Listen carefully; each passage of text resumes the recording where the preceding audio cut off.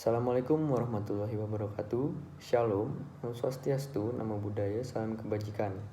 Perkenalkan, nama saya Farah Raffi Zarfan dari nomor 9 dengan NIM 8111420469. Pada kesempatan kali ini saya akan coba menjelaskan mengenai konflik Pulau Sipadan dan Ligitan antara Indonesia dan Malaysia. Pemicu sengketa wilayah ini terjadi pada tahun 1969 sewaktu kedua negara mengadakan perundingan untuk menentukan batas landas kontinen.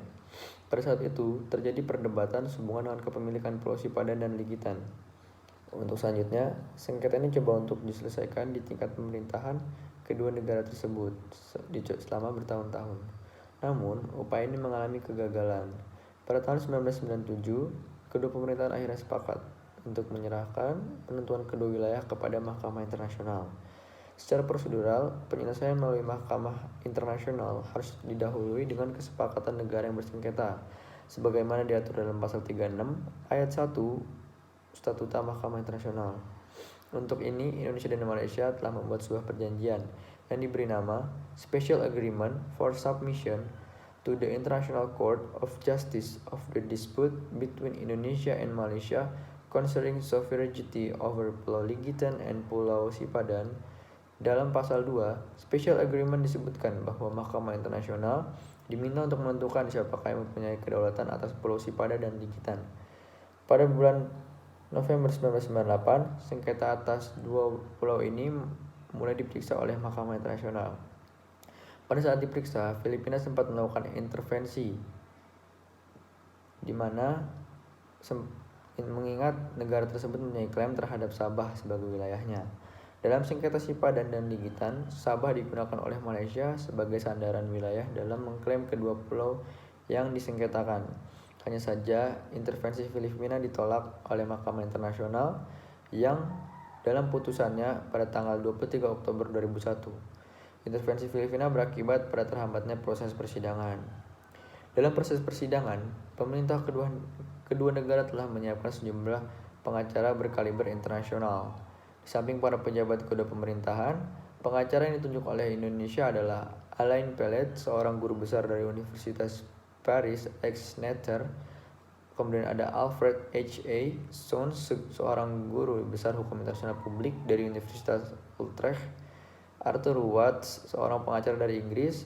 Rodman R. Bundy, seorang pengacara Perancis. Dan Loretta Malintopi yang juga seorang pengacara dari Perancis. Sayangnya, pemerintah Indonesia tidak mengikutsertakan pengacara dari Indonesia, paling tidak untuk memberi kesempatan emas bagi proses pembelajaran di Mahkamah Internasional. Pengacara dari pihak Malaysia adalah Elihu Lautrepah, seorang guru besar hukum internasional dari Universitas Cambridge. Jean-Pierre Cot, seorang guru besar emeritus dari Universitas Paris A. James Crawford, seorang guru besar hukum internasional dari Universitas Cambridge. Dan Nico Schrijver, seorang guru besar hukum internasional dari Universitas Vrije.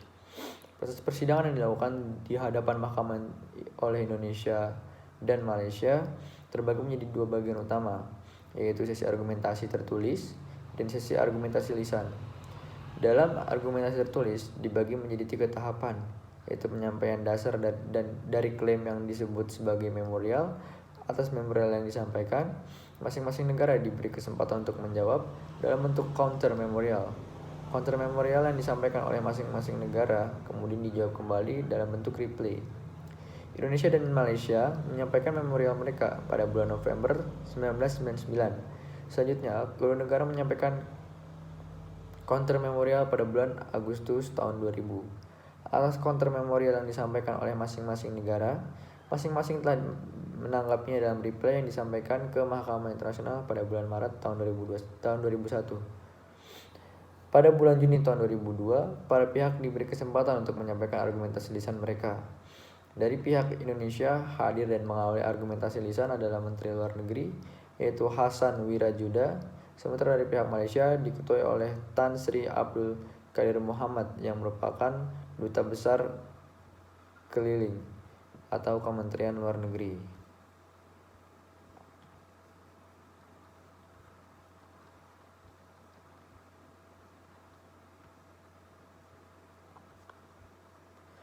Bagi masyarakat kedua bangsa, penyelesaian sengketa dua pulau ini mudah-mudahan tidak sekedar dilihat sebagai upaya untuk menentukan siapa yang menang dan siapa yang kalah.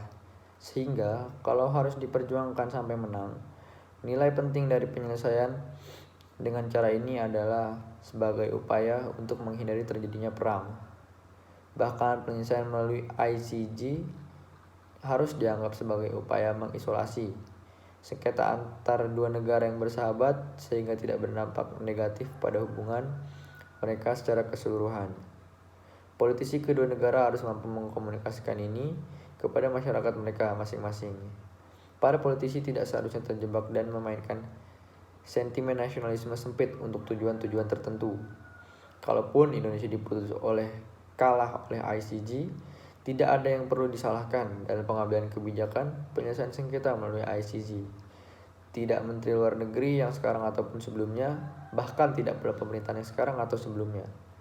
Sudah sepatutnya penyelesaian sengketa antar Indonesia dan Malaysia dilakukan secara damai, mengingat hubungan mereka dalam organisasi Association of South Asian Nation atau ASEAN.